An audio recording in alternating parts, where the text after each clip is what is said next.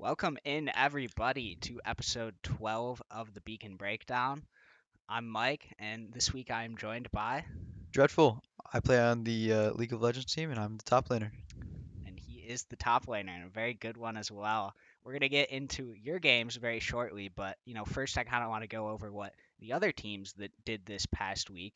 We had our Overwatch Shield team playing in the semifinals, and they picked up a 3-1 win over Purdue White. So they're going to be moving on to the finals this Thursday at 6 o'clock, and they're going to be playing against Carroll.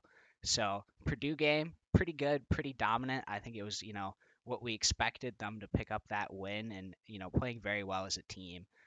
This matchup against Carroll, it's going to be very close. I mean, they lost to Carroll in the regular season, but that was at the very beginning. So they've improved a lot, they've changed a lot, and the other thing that comes with Overwatch playoffs is map picks and bans. So I think that really helps Valpo be able to decide, where they want to play, what they like better. Oh, totally. I've always heard of the Shield being this incredibly dominant season, and I'm really looking forward to watching that finals. Yeah, it should be a good one. So tune in. It should be here at 6 o'clock this Thursday. Our other team, Rocket League, unfortunately did not advance, but it was a very close series versus Bethel. They lost 2-3, and man, they were not expected to do that well coming in. Bethel was the 1 seed, we were the 5 seed, I believe, and these guys really pushed them. I think we had 2 overtime games in the series, very, very tight. Honestly, the best defense I've seen them play all year, and Matt, aka Stat, was just electric, coming up with the goals out of nowhere, really. So very exciting that we're gonna get to see Overwatch in the finals. Rocket League coming up a little bit short there, but still, I think I'm very proud of them and their performance. Oh yeah, Um, then our final team that played last week is one that you know very well yeah, here. We had League of Legends also playing Bethel. I mean, this is quickly becoming a little bit of a in-state rivalry here. We're seeing Bethel a lot. But you guys did pick up the 2-0 win, but it might have been a little closer than that suggested. I mean, yeah. what did you see in that series there? So this is actually our third time playing them. We lost our first series to them in a really close game. It was a three-game series, and we ended up losing.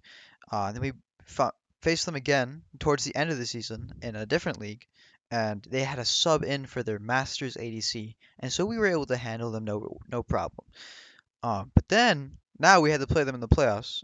Stakes were higher, and they didn't have any subs. They were the full strength roster. And well, that game, the first game of the series, it lasted about 41 minutes, I think. Yeah, it was pretty And long.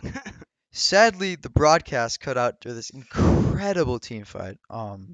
You love the League of Legends call Oh, it, you it's know, just great.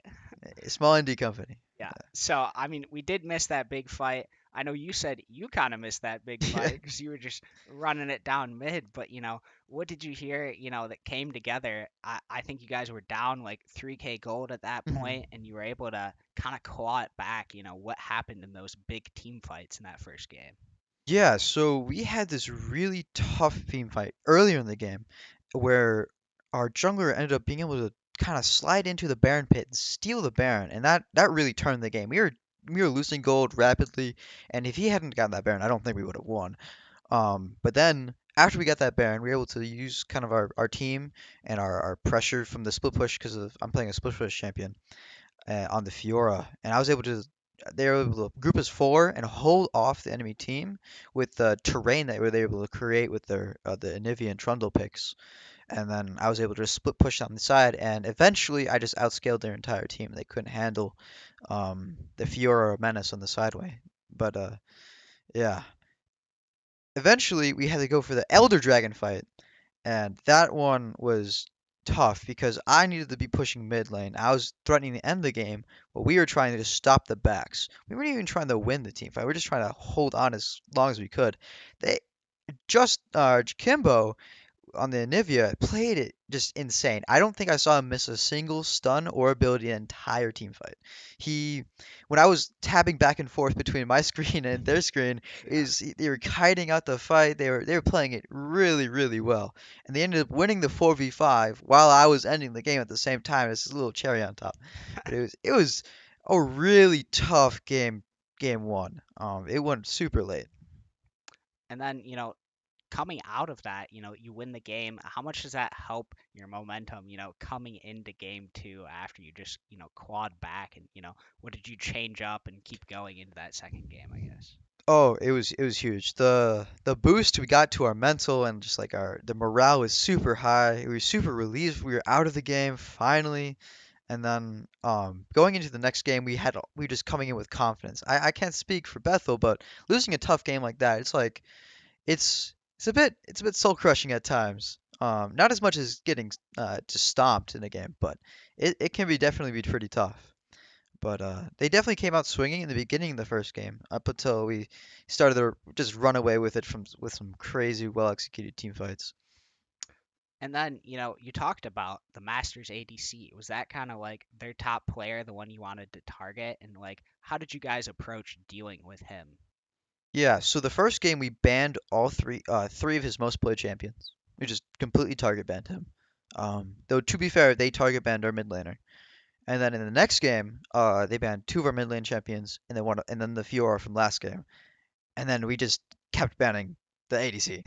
Yeah. We had to kind of focus around them. We made plays bot to make sure we didn't get out pressured.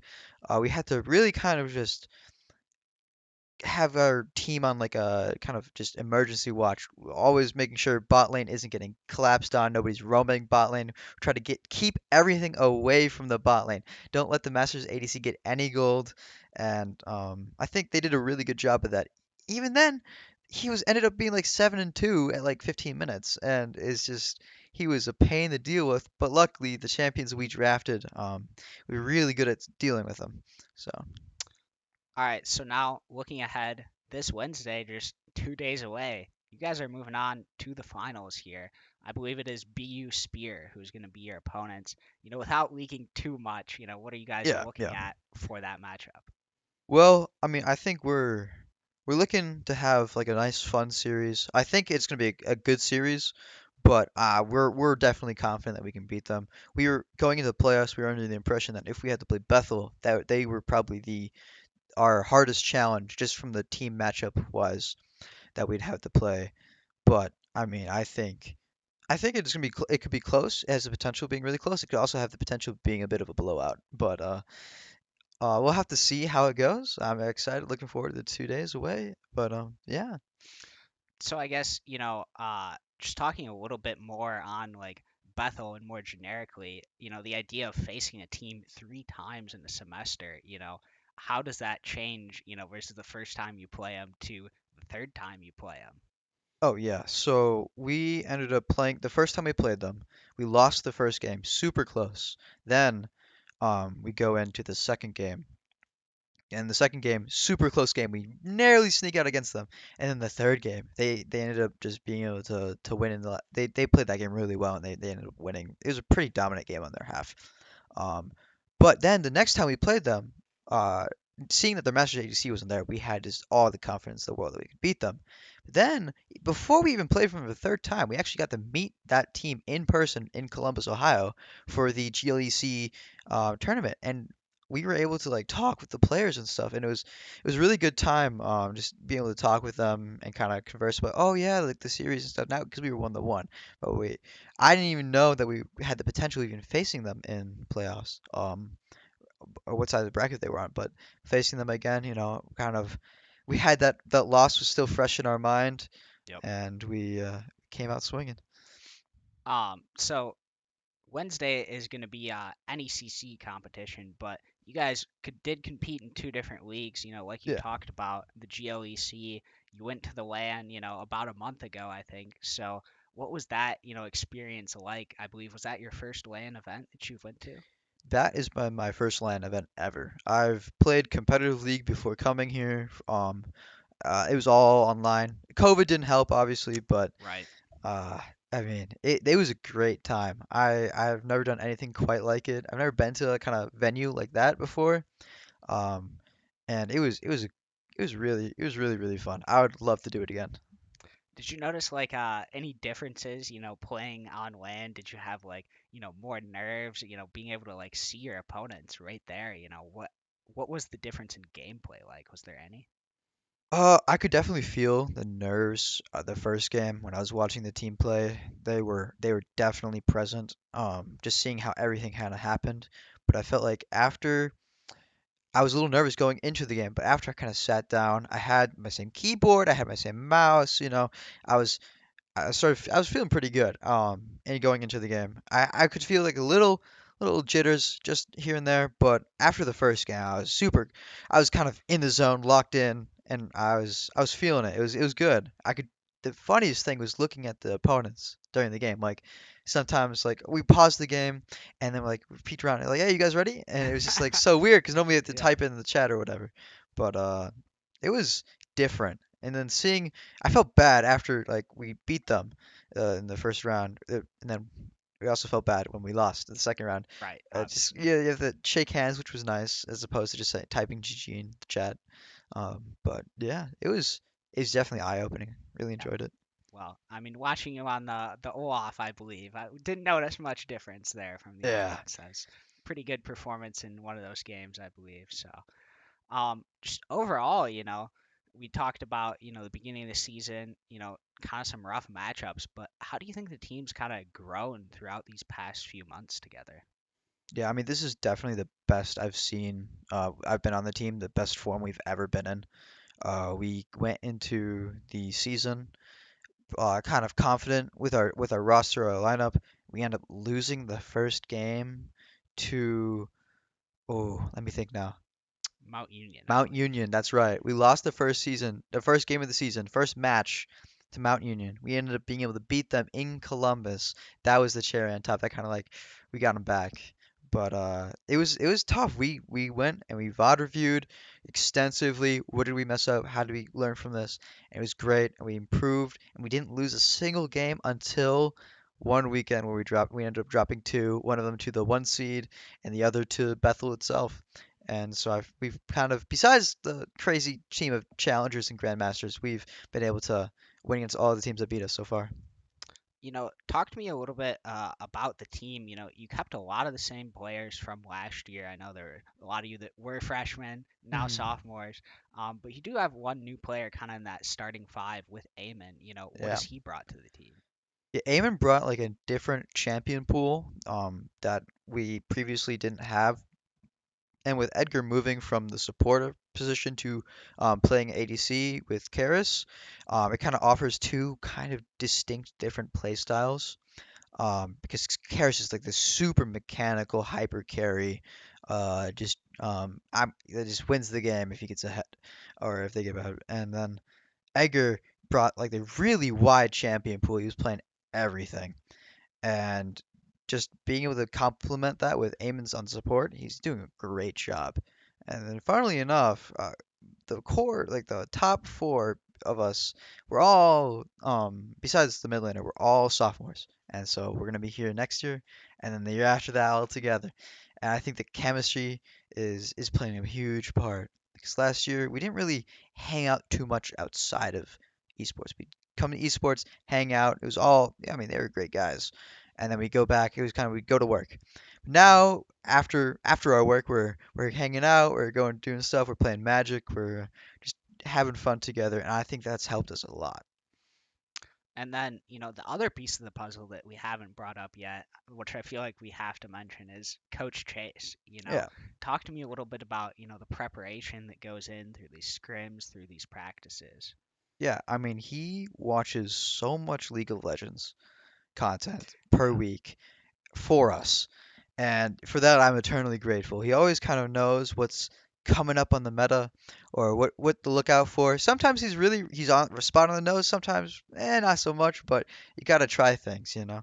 And his drafts have been really good, and in partnering that up with some of the in-depth analysis we've had with Josh doing the analysis of all of our opponents has been and all our stats as well. It's just been really, really helpful. We're the most prepared for drafts and games I've ever felt we've been.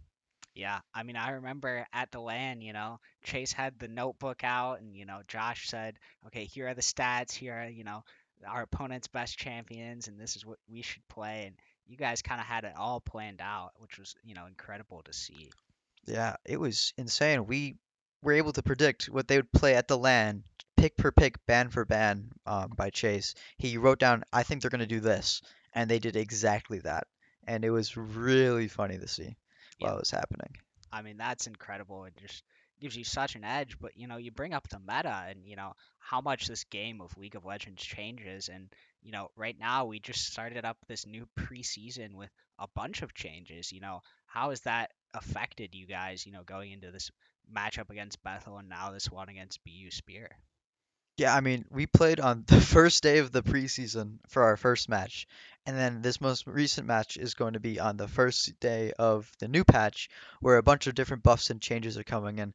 And the preseason patch, we were under a little bit of panic, because like, what is it going to be? What's the meta? And then we're like, okay, Ravenous Hydra, really, really, really strong. Uh, People had predicted tanks to be crazy strong, and it wasn't really the case. It was really more of they scale really well in the late game, but they don't do anything until 3 items. And so we kind of capitalized that because I'm not the most tank player. I can admit that. I uh, I generally play bruisers and carries top lane, and we were a little bit panicking, like, oh no, what are we gonna do?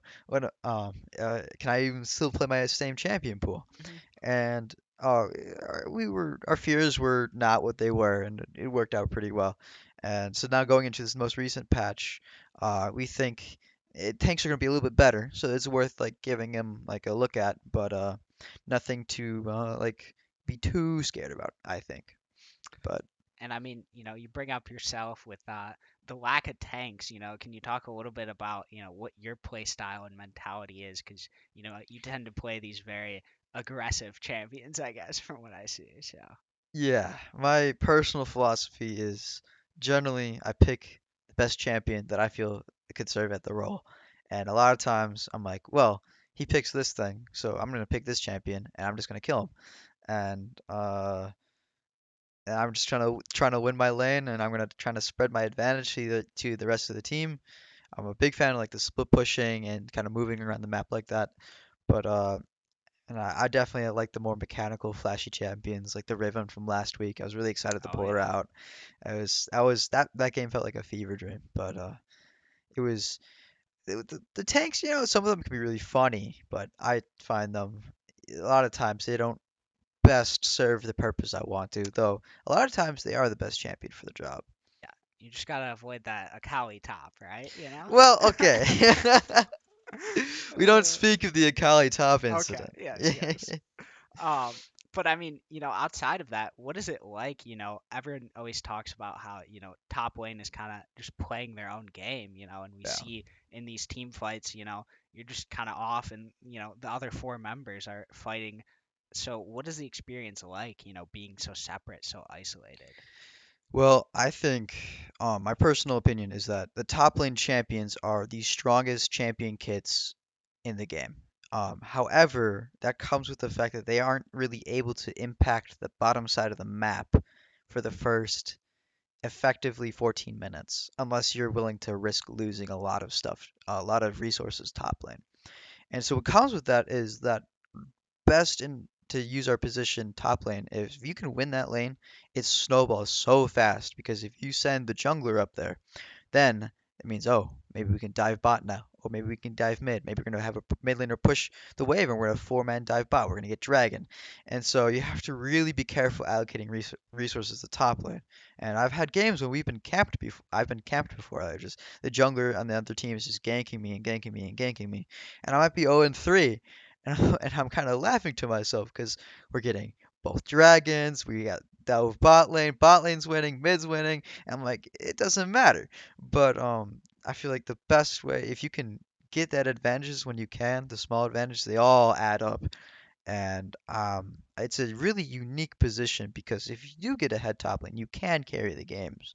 But you have to really make sure you're empowering your team more than anything because at the end of the day, it is a team game, and they don't want one role to just be able to play the game for everybody else. Right. One final note here. I see a lot in the Discord. Nolan, aka Vector, loves coming up with these new crazy builds, crazy champions. Anything funny that you're looking forward or off meta that you want to play and pull out if possible here? Well, I've been a really big fan of for a while of the Azir top lane. Oh boy. Now, he's a mage, he's a control mage. He's able to kite out any melee in the game. He applies a lot of AP burn damage over time, and he's really slippery. However, the team won't let me play him. Uh, because our mid laner is just a better Azir player. However, I mean, I think, it has its purposes, especially with tanks being more and more in the meta. It could possibly have its fruition one day with my efforts. But other than that, I think Rise Top with the new Roa could be interesting, though I'm not convinced that Roa is a good item yet for all even after the buffs. But Okay. Well, we're just gonna have to, keep an eye out and keep tuning into these games, and maybe one day we'll see the Azir come out, right? We one can, day, we I'm can hope. hoping. We can I'm hope. hoping. But other than that, you can tune in to their championship game this Wednesday. We're still waiting on the time. I don't think we have an update on that, but check our socials. We'll be getting that time out Wednesday night for your final as soon as we have it. So I think that's all from us. Thank you very much for joining me here. Thanks for having me. Of course. So tune in Wednesday night. That'll be our next stream. And thank you for watching this episode of the Beacon Breakdown. See ya.